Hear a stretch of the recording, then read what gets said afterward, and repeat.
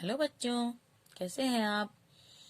तो बच्चों, आज मैं आपको क्लास सेकंड सब्जेक्ट हिंदी का चैप्टर नंबर 12 बस के नीचे बाग की वर्कशीट एक्सप्लेन करूंगी। ठीक है, तो शुरू करते हैं। सबसे पहले इसमें आप शब्द अर्थ लिखेंगे। जैसे नंबर 1, भीतर। भीतर का अर्थ होता है अंदर। दाहिनी, दाईं तरफ। दुबक यानी कि छिपना। पंजा, पैर की उंगलियों सहित अगला चौड़ा भाग, यानी कि पूरा हमारा जो हाथ का हिस्सा होता है उसको पंजा बोलते हैं। फिर है अजीब, विचित्र यानी कि अनोखा। विचित्र या अनोखा अजीब होता है। फिर है चीज, चीज यानी कि वस्तु। दरवाजा, द्वार। उसके बाद आपके आता है प्रश्न अभ्यास। तो बच्चों, प्रश्न अभ्यास मैंने आपकी बुक के एक्सरसाइज के अनुसार ही करा है। ठीक है, आप भी इसी तरह से करिए। सबसे पहला पॉइंट है आपका, ऐसा क्यों। तो इसका प्रश्न नंबर 1 है, बस के नीचे पहुंचकर छोटे बाघ को अच्छा क्यों नहीं लगा। तो उत्तर लिखेंगे, बस के नीचे पहुंचकर छोटे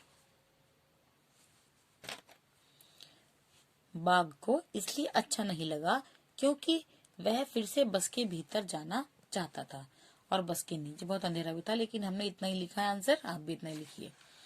प्रश्न नंबर 2, क्या तुमने कभी किसी बस या जीप के नीचे झांक कर देखा है, वहां तुम्हें क्या दिखाई दिया। ठीक है, तो इसका उत्तर हम लिखेंगे, हाँ, मैंने बस के नीचे झांक कर देखा है।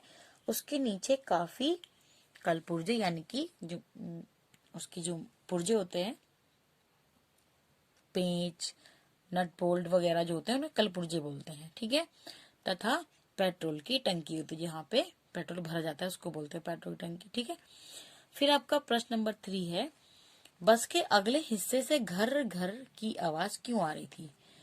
तो बस के अगले हिस्से से घर घर की आवाज उसके इंजन से आ रही थी। ठीक है, प्रश्न नंबर 4, बस में ज्यादातर लोग दाईं तरफ क्यों बैठे थे। तो उत्तर लिखेंगे, चूंकि बस में दाईं तरफ ज्यादा लोगों के बैठने की व्यवस्था थी, इसलिए उस तरफ ज्यादा लोग बैठे थे। ठीक है, एक तरफ ज्यादा लोग बैठते हैं ना, और एक तरफ कम लोग बैठते हैं। बस में एक तरफ 3 वाली सीट होती है, एक तरफ 2 वाली सीट होती है ना, इसीलिए। फिर है प्रश्न नंबर 5, बस में इतने सारे लोग बैठे थे पर बाघ का ध्यान दो छोटी लड़कियों पर ही गया, क्यों।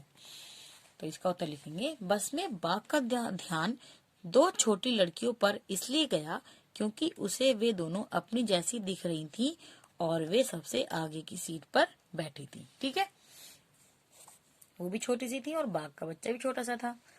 उसके बाद है आपका अनोखी दीवार। तो इसमें प्रश्न नंबर का है, बस के सामने वाली दीवार क्या थी। उत्तर, वह दीवार कांच से बनी थी। बस के सामने का शीशा था। तो वह दीवार क्या थी, बस के सामने का जो शीशा होता है, बाघ उसी को दीवार समझ रहा था ना, ये वही है। उसके बाद है, किन चीजों के आर पार देखा जा सकता है।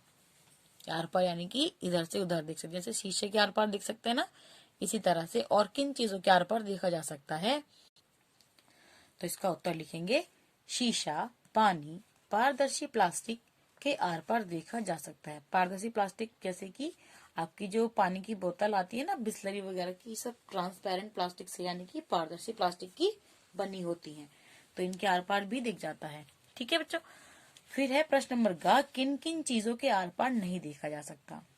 ठीक है, तो उत्तर लिखेंगे, लकड़ी की दीवार, सीमेंट की दीवार, पत्थर की दीवार आदि चीजों के आर पार नहीं देखा जा सकता। ठीक है बच्चों, और भी बहुत सारी चीजें हैं जिनके आर पार नहीं देखा जा सकता, लेकिन हमने ये चीजें ही मेन लिखी हैं। फिर है आपका, नीचे सही खानों में गाड़ियों के नाम लिखो। सही खानों में मतलब यहाँ पे 3 खाने बने हैं, 2 पहिए, 3 पहिए और 4 पहिए। ठीक है, तो 2 पहिए में आपको 2 पहिए वाले गाड़ी लिखनी है, 3 वाले में 3 पहिए वाली गाड़ी लिखनी है, और 4 में 4 पहिए वाली गाड़ी लिखनी है तीसरे वाले में। ठीक है बच्चों, तो स्कूटर में 2 पहिए होते हैं, साइकिल में 2 पहिए होते हैं और मोटरसाइकिल में भी 2 पहिए होते हैं। 3 पहिए ऑटो में 3 पहिए होते हैं, रिक्शा में और रेहड़ी में, ठीक है। फिर 4 पहिए, ट्रैक्टर, कार और ठेला, इनमें 4-4 पहिए होते हैं, ठीक है बच्चों। और उसके बाद ये जब चैप्टर आपका यहाँ पे इसकी एक्सरसाइज हो गई है, उसके बाद आपको कविता है आपकी बुक में, बाघ का बच्चा। यह कविता आपको अपनी कॉपी में लिखनी है और याद भी करनी है, ठीक है बच्चों। जैसे ही लिखा है हमने, कविता बाघ का बच्चा अपनी कॉपी में लिखिए व याद भी कीजिए। ओके, तो ये आप और बाघ के बच्चे का आप पिक्चर भी बना सकते हैं, ठीक है।